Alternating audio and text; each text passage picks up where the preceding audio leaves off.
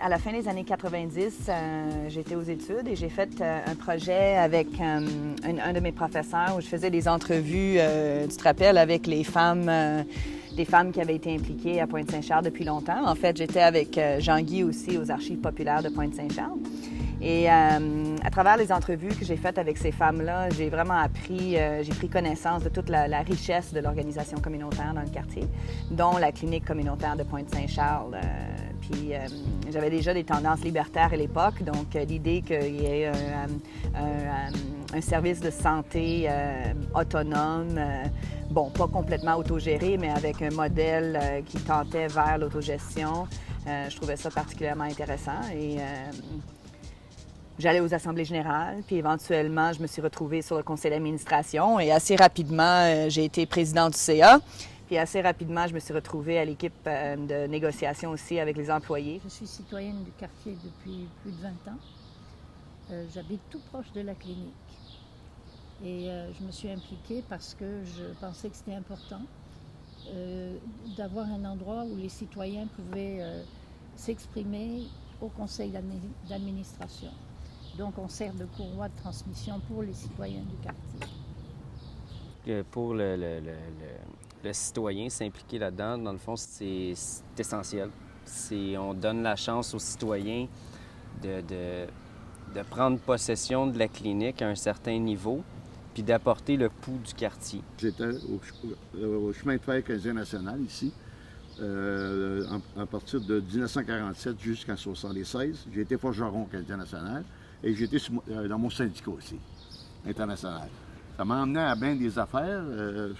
Et en 1971, et ça, bon, j'ai été élu président au conseil d'administration.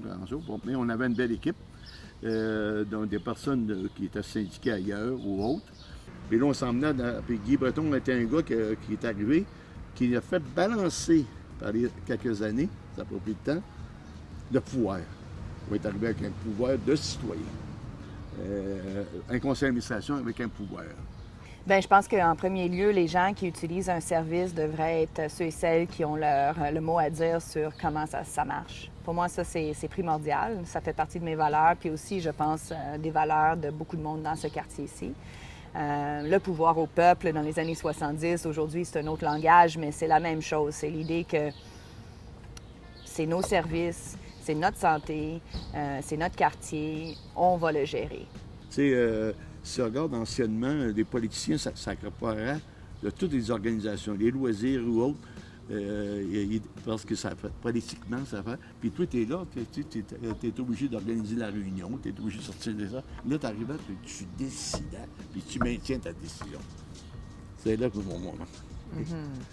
Nous, ce qu'on dit aux citoyens, c'est ta clinique, et puis une assemblée générale, c'est un sondage. Tu viens nous dire qu'est-ce que tu veux, puis nous, on va faire notre mieux si ce que tu dis, ça a du sens. Parce que bon, il y a toujours, comme partout, des gens qui veulent des trucs qui sont pas atteignables. Mais c'est souvent arrivé où on a demandé des choses qu'on pensait pas atteignables et on l'a fait. Alors, c'est important que les gens nous disent à un moment de l'année, écoutez, moi je pense que c'est ça qu'il faudrait faire ou on devrait aller vers là.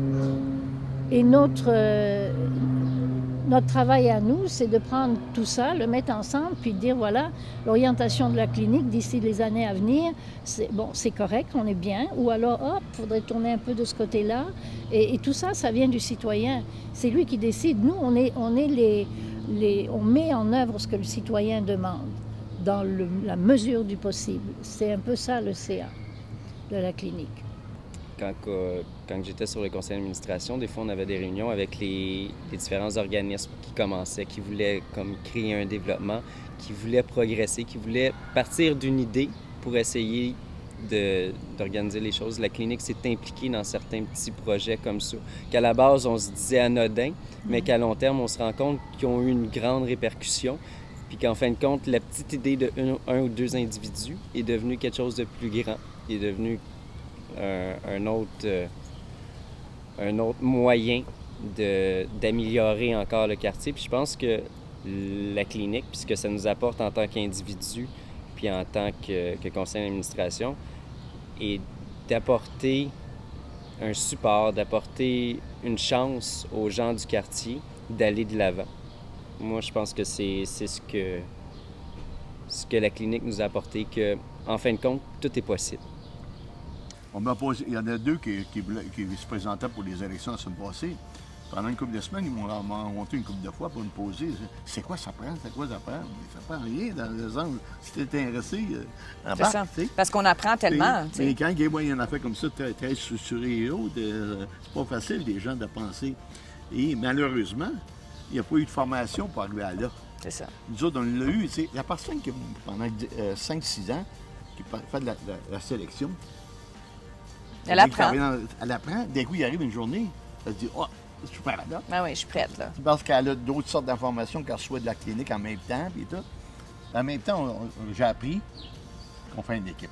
Oui, c'est ça. Le conseil d'administration, on fait une équipe. Chacun avec Nos forces, et nos nos faiblesses. faiblesses. Je pense que le modèle, la manière que la clinique fonctionne puis que les décisions sont prises, c'est clairement différent que dans le système de santé traditionnel. Premièrement, parce que les gens qui habitent le quartier sont les gens qui peuvent prendre les décisions. Mais à plusieurs paliers, là, donc au niveau de l'Assemblée générale et aussi au niveau des différents comités. Il y a aussi je pense, le contact qui se fait dans l'informel. Aussi, quand on fréquente la clinique, on voit du monde qu'on connaît, puis tout ça.